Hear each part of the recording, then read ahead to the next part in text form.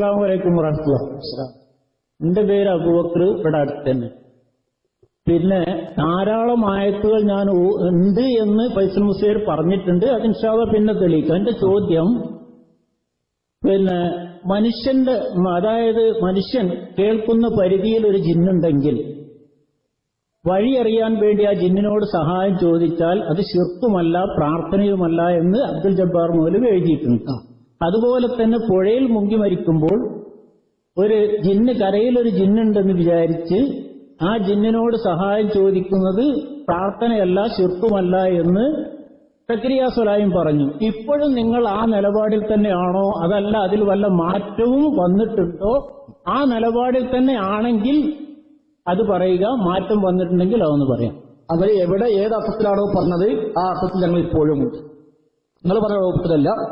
അവർ എവിടെ ഏത് അർത്ഥത്തിൽ ആ പദപ്രയോഗം നിർവഹിച്ചുവോ അതിൽ ഒരു തെറ്റുമില്ല. അത് 100% ശരിയാണ്. അതാണ് ഇസ്ലാം പഠിപ്പിച്ച അസ്ലും. അത് നിങ്ങളെ കൊണ്ടുവന്നപ്പോഴാണ് ഇവിടെ പ്രശ്നമായി മാറിയത്. പിന്നെ ധാരാളം ആയത്ത് ഞാൻ ഓതാം എന്ന് പറഞ്ഞത് റഷീദ് പറഞ്ഞ പോലെ അല്ല. നിങ്ങളിപ്പോ ആദ്യ ഭാഗം ഒഴിവാക്കി ബാക്കിയാണ് പറഞ്ഞത്. റഷീദ് ആദ്യം കൂട്ടിയ വാക്കിലാണ് കുഴപ്പം.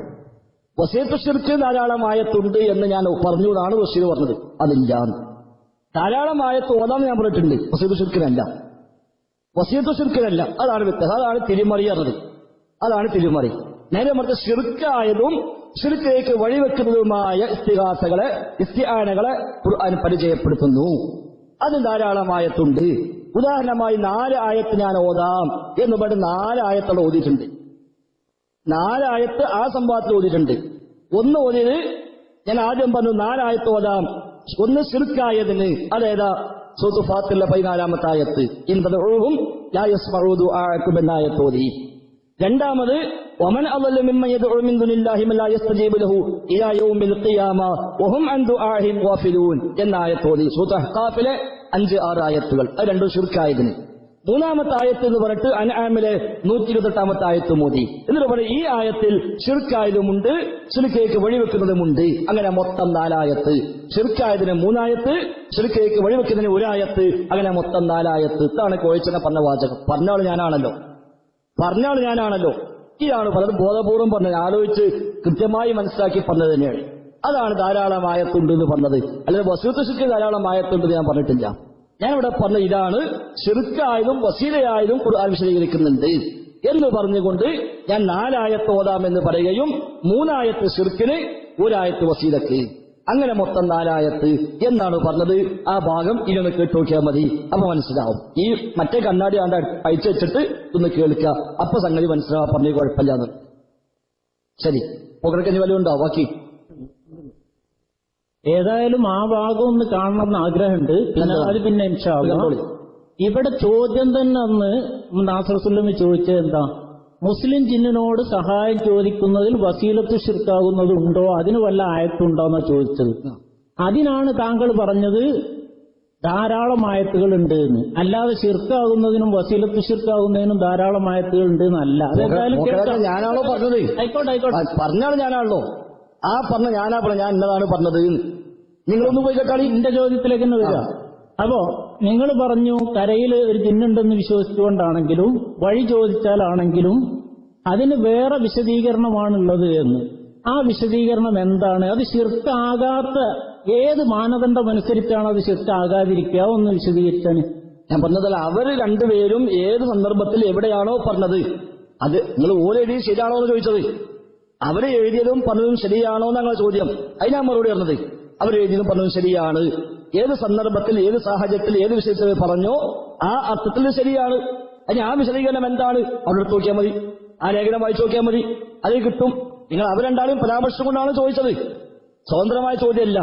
സക്കരിയ സ്വലാഹി പറഞ്ഞതും അബ്ദുൽ ജബ്ബാർ മൗലവി പറഞ്ഞതും പരാമർശിച്ചിട്ട് ആ പറഞ്ഞത് ശരിയാണോ, അത് നിങ്ങൾ അംഗീകരിക്കുന്നുണ്ടോ എന്നാണ് ചോദ്യം. അത് ഞാൻ പറഞ്ഞ അവര് പറഞ്ഞ അർത്ഥത്തിലെടുത്താൽ ഒരു കുഴപ്പവുമില്ല.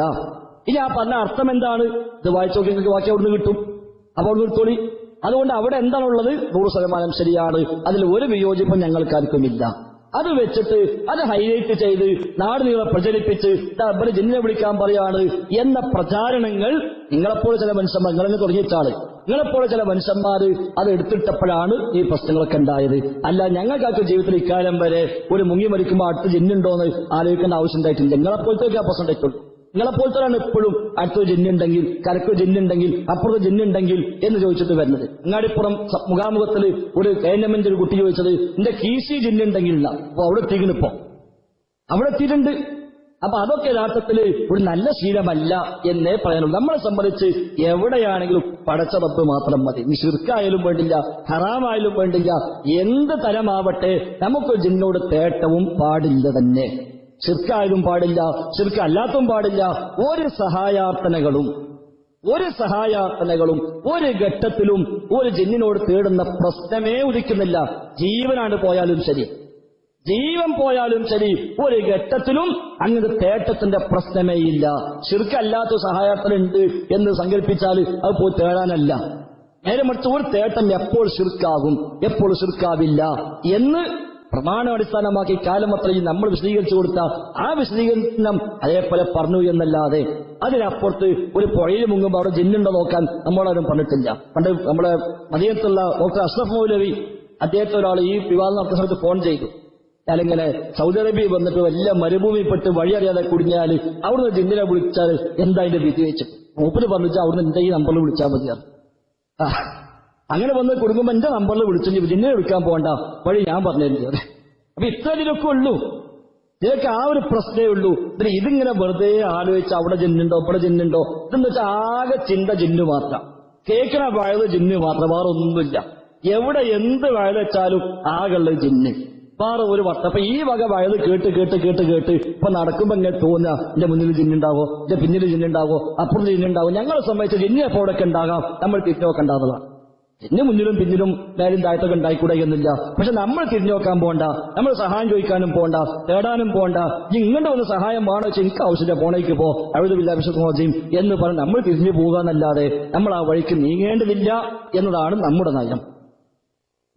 ഇവിടെ നിങ്ങൾ ജിന്നിനോട് സഹായം ചോദിക്കുന്നുണ്ടോ, ചോദിക്കാം എന്നത് അനുവദനീയമാണോ എന്നല്ല, അത് ശിർക്കാണോ അല്ലേ എന്നുള്ളതാണ് ഇവിടെ സംസാര വിഷയം തന്നെ. നിങ്ങൾ പറഞ്ഞു അതിന് ചില മാനദണ്ഡങ്ങളുണ്ട്, ആ മാനദണ്ഡം അനുസരിച്ചാണെങ്കിൽ അത് ശിർക്കാവൂല, വസീലത്ത് ശിർക്കേ ആകൂ എന്ന്. ആ മാനദണ്ഡം എന്താണ് എന്നാണ് ഞാൻ നിങ്ങളോട് ചോദിക്കുന്നത്. അതിനാണ് നിങ്ങൾ അവിടെ പോയി വായിച്ചോ എന്ന് പറഞ്ഞാൽ അതൊരു മറുപടി അല്ലല്ലോ. എന്താണ് നിങ്ങൾ വസീലത്ത് ശിർക്കാകുന്ന ജിന്നു വിളിക്കും ശിർക്കാകുന്ന ജിന്നു വിളിക്കും പരസ്പരം വേർതിരിക്കുന്ന മാനദണ്ഡം എന്താണ് എന്നുള്ളതാണ് നിങ്ങൾ വിശദീകരിക്കേണ്ടത്. ദുആ ആണോ ശിർക്കാണ്, ദുആ അല്ലാത്തതാണോ ശിർക്കിലേക്ക് എത്തിക്കുന്നതാണ്, അതാണ് മാനദണ്ഡം. ദുആയാണോ ഇയ്യാക നഅ്ബുദു വഇയ്യാക നസ്തഈൻ എന്ന് പറഞ്ഞ ഇസ്തിആനത്താണോ, അത് ഇൻസാവട്ടെ ജിന്നാവട്ടെ, ഈ നിൽക്കുന്ന ഞാന് ആയിരിക്കുന്ന പോക്കിലേക്കാണ് തേടിയതും ശരി, അത് ശിർക്കാണ്. ഇയ്യാക നഅ്ബുദു വഇയ്യാക നസ്തഈൻ എന്ന ഇസ്തിആനത്ത് അത് റബ്ബല്ലാത്ത ആരോട് നടത്തിയാലും അത് ശിർക്കാണ്. അതല്ല, ആ ഇസ്തിആനത്തല്ല, ദുആയല്ല, പ്രാർത്ഥനയല്ല എങ്കിൽ നമ്മൾ തമ്മിൽ നടത്താൻ അനുവദനീയമാണെങ്കിൽ, ജിന്നുകൾ ആണെങ്കിൽ അത് മുഴുവൻ ഹറാമാണ്. കാരണം ഇപ്പത് ശിർക്കല്ലെങ്കിലും ഇന്നല്ലെങ്കിൽ നാളെ അത് ശിർക്കിലേക്ക് എത്തിക്കും, അത് ശിർക്കിലേക്കുള്ള വഴിയായി മാറും. അതാണ് വസീല എന്ന് പറഞ്ഞത്. അറബി പറയുമ്പോൾ ചില മനുഷ്യന്മാർക്ക് മനസ്സിലാവാത്തുള്ളൂ. ശിർക്കിലേക്ക് എത്തിക്കുന്ന മാർഗമാണ്. ഓൻ പ്രാർത്ഥിക്കുന്നില്ല, അവൻ ആരാധിക്കുന്നില്ല, അഭൗതികത കൽപ്പിക്കുന്നില്ല, ആ വക ഒന്നുമില്ല എങ്കിൽ പോലും ഇന്നല്ലെങ്കിൽ നാളെ അത് ശിർക്കിൽ കൊണ്ടുപോയി എത്തിക്കും അവനെ. അതുകൊണ്ടാണ് അത് ഹറാമായത്. ഏത് ജായിസായ കാര്യവും ഏത് സുന്നത്തായ കാര്യവും ഒരു ഘട്ടത്തിൽ ഹറാമിലേക്ക് എത്തിക്കുമെങ്കിൽ അത് ഹറാമായി മാറും, ശിർക്കിലേക്ക് എത്തിക്കുമെങ്കിൽ അത് ഹറാമായി മാറും, കുഫ്റിലേക്ക് എത്തിക്കുമെങ്കിൽ അത് ഹറാമായി മാറും, സുന്നത്തായ കാര്യം പോലും. അതുകൊണ്ടാണ് ഒരു കാലത്ത് ഖബർ സിയാറത്ത് പാടില്ല എന്ന് പറഞ്ഞത്. ഖബർ സിയാറത്ത് സുന്നത്താണല്ലോ, നമുക്ക് ഖബർ സിയാറത്ത് സുന്നത്താണ്. ആ സുന്നത്തായ ഖബർ സിയാറത്ത് പോലും ഖബറാളിയോട് തേടാനുള്ള വഴിയാകുമെങ്കിൽ ആ ഖബറിന് പോകാൻ തന്നെ പാടില്ല. അതുകൊണ്ട് നബി സ്വല്ലല്ലാഹു അലൈഹി വസല്ലം ഒരു കാലത്ത് പറഞ്ഞു, നിങ്ങൾ ഖബർ സന്ദർശിക്കരുത്. കുൻതു നഹൈതുകും അൻ സിയാറത്തിൽ ഖുബൂർ. ഖബർ സന്ദർശനം തന്നെ വിരോധിച്ചു. എന്താ കാരണം? ശിർക്കിലേക്ക് എത്താൻ സാധ്യതയുണ്ട്. ഇബ്നു ഖയ്യിം റഹിമഹുല്ലാഹ് സാദുൽ മആദിൽ ഈ ഹദീസ് വിശദീകരിച്ചുകൊണ്ട് പറയുന്നു, അന്ന് ഖബർ സിയാറത്ത് ശിർക്കിലേക്കുള്ള വസീലയായിരുന്നു. അന്ന് ഖബർ സിയാറത്ത് ശിർക്കിലേക്കുള്ള വസീലയായിരുന്നു. അതുകൊണ്ട് പാടില്ല എന്ന് പറഞ്ഞു. അത് കഴിഞ്ഞ് തൗഹീദൊക്കെ ഉറച്ച് ഈമാനൊക്കെ ഉറച്ച് ദീനൊക്കെ പഠിച്ച് അവര് ആ രംഗത്ത് ഇനി നിർഭയത്വമായ അവസ്ഥയ്ക്ക് എത്തിയപ്പോൾ നബി തങ്ങൾ പറഞ്ഞു, നിങ്ങളോട് ഞാൻ ഖബർ സന്ദർശിക്കാൻ പാടില്ല എന്ന് പറഞ്ഞിരുന്നു, എന്നാൽ അലാ ഫസൂറുഹ, നിങ്ങൾ ഖബർ സന്ദർശിച്ചു കൊള്ളുക, അത് പരലോകം എന്ന ഓർമ്മയുണ്ടാവാൻ നല്ലതാണ്. അപ്പൊ സുന്നത്തായ കാര്യം പോലും ഒരാളെ സംബന്ധിച്ച് ശിർക്കിലേക്ക് വഴിവെക്കുമെങ്കിൽ അയാളെ സംബന്ധിച്ച് ചെയ്യാൻ പാടില്ല, അയാൾക്കത് പാടില്ലാത്തതായി മാറും. എന്ന പോലെ അനുവദനീയമായ കാര്യവും ഒരാളെ സംബന്ധിച്ച് അല്ലെങ്കിൽ നാട്ടിനെ സംബന്ധിച്ച് ശിർക്കിലേക്ക് വഴിവെക്കുമെങ്കിൽ അത് ചെയ്യാൻ പാടില്ല. എന്നതുപോലെ ജിന്നിനുള്ള സഹായാർത്ഥങ്ങൾ ശിർക്കായത് ഏതാന്നാലും പാടില്ല. ശിർക്ക് അല്ലാത്ത വല്ലതും ഉണ്ടെങ്കിൽ അത് ശിർക്കിലേക്ക് എത്തിക്കുന്ന കാര്യമാണ്. അതുകൊണ്ട് ആ ഭാഗത്തേക്ക് തന്നെ നമ്മൾ പോകാൻ പാടില്ല. പിന്നെ നിങ്ങൾ തേടുന്നുണ്ടോ പ്രാർത്ഥിക്കുന്നുണ്ടോ എന്നതല്ല വിഷയം എന്ന് ഇപ്പൊ പറഞ്ഞിട്ട് കാര്യമില്ലല്ലോ. ടി.പി. അബ്ദുള്ള കോയ മദനി സത്യനാരായണയിൽ പോയിട്ടാണ് പറഞ്ഞത്. സത്യനാരായണയിൽ പോയിട്ടാണ് ടി.പി. അബ്ദുള്ള കോയ മദനി പറഞ്ഞത് എന്ത്, ജിന്നിനോട് പ്രാർത്ഥിക്കാമോ ഇല്ലേ എന്ന ചർച്ച പോലും ഇവിടെ വന്നു എന്ന് പറഞ്ഞത് കണ്ടോ. എന്താ പറഞ്ഞത്? പുതിയ വാദങ്ങൾ ഉന്നയിക്കുകയും ജിന്നിനോട് പ്രാർത്ഥിക്കാമെന്നും അത് ശിർക്കാവുകയില്ലെന്നും അത് ഹറാമോ വസിയത്ത് ശിർക്കോ മാത്രമാണെന്നുമൊക്കെ പറഞ്ഞു വിഷയത്തെ ലഘൂകരിച്ചുകൊണ്ട് പ്രസ്ഥാനത്തിനകത്തുള്ള ചിലർ രംഗത്ത് വരികയാണ് ചെയ്തത്. അപ്പൊ ഇപ്പൊ വന്നിട്ട് നിങ്ങൾ പ്രാർത്ഥിക്കുന്നുണ്ടോ ഇല്ലേ എന്നതല്ല വിഷയം എന്ന് പറഞ്ഞിട്ട് കാര്യമില്ല. നേരെ മറിച്ച് ടി.പി. അബ്ദുള്ള കോയ മദനി പറയുകയാണെന്ത്, ജിന്നിനോട് പ്രാർത്ഥിക്കാമെന്നും അത് ശിർക്കാവുകയില്ലെന്നും. കണ്ടോ, ജിന്നിനോട് പ്രാർത്ഥിക്കാമെന്നും അത് ശിർക്കാവുകയില്ലെന്നും ചിലർ പറഞ്ഞുകൊണ്ട് രംഗത്ത് വന്നു. ഏത് ഖുറാഫികളെ മാസിക പോയിട്ടാണ് പറയണത്.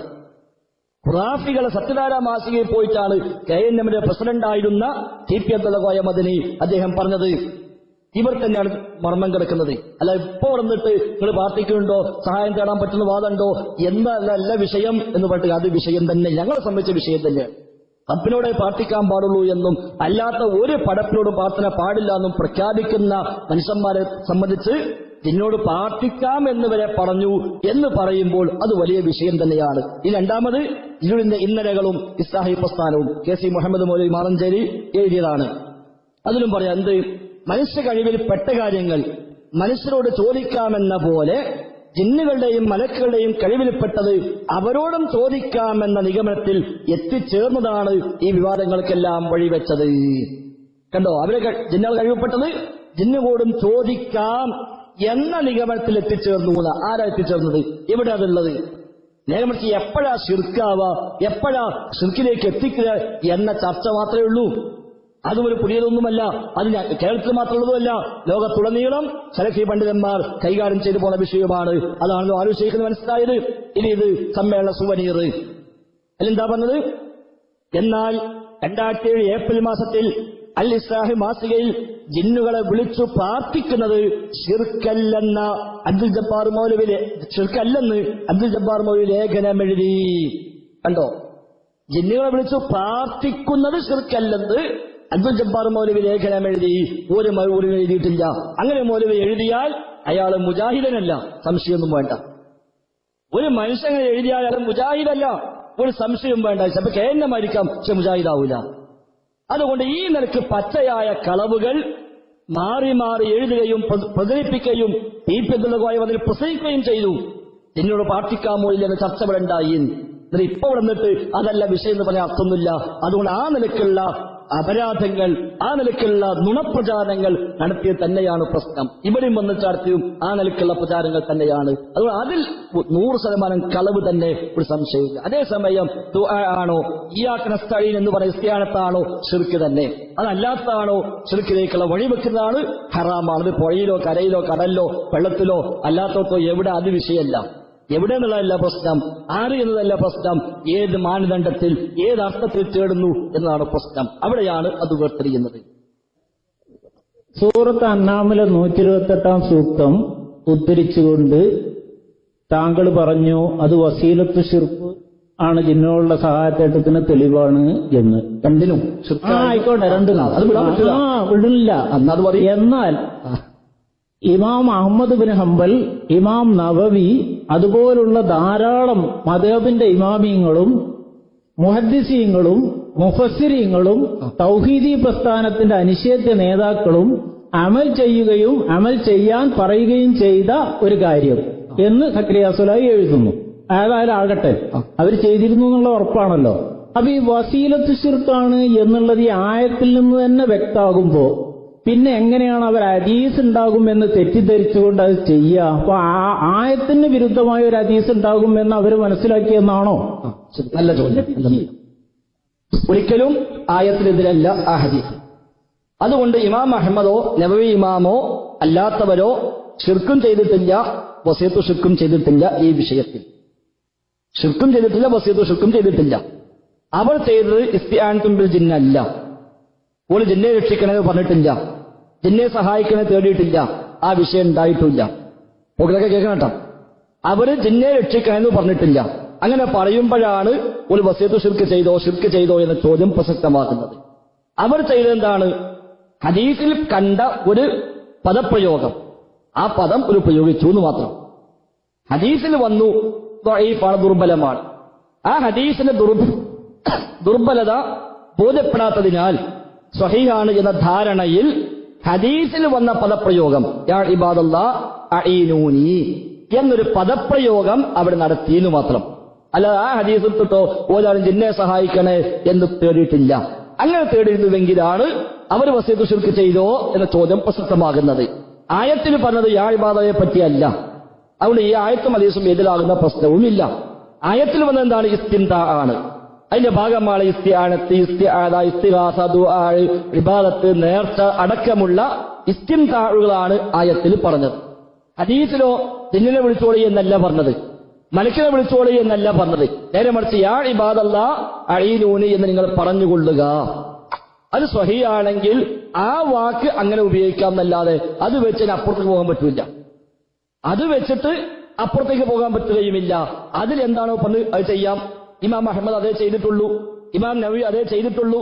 ഇബ്നു മുബാറക് റഹിമഹുല്ലാഹ് അത് കിട്ടിയപ്പോ ഇബ്നു മുബാറക് പറഞ്ഞു സനദ് എനിക്ക് കാണണം. സനദ് കണ്ടപ്പോ പറഞ്ഞു ഈ സനദ് സ്ഥിരപ്പെട്ടതല്ല, അതുകൊണ്ട് ചെയ്യാവതല്ല. അതുകൊണ്ട് തന്നെ ആയത്തും ഹദീസും എതിരല്ല. വസിയത്തു ശിർക്ക് എന്ന പ്രശ്നം യാ ഇബാദയിൽ വരുന്നില്ല. അവിടെ ശിർക്കുമില്ല, വസിയത്തു ശിർക്കുമില്ല. എന്നാൽ ഇസ്തിആനത്തുൽ ബിൽ ജിന്നിലാണ് ഇത് രണ്ടും പറഞ്ഞത്. അതുകൊണ്ട് ഇത് അതിലെ കൊണ്ടുപോയിട്ട് പ്രവചീകരിക്കേണ്ട കാര്യമില്ല.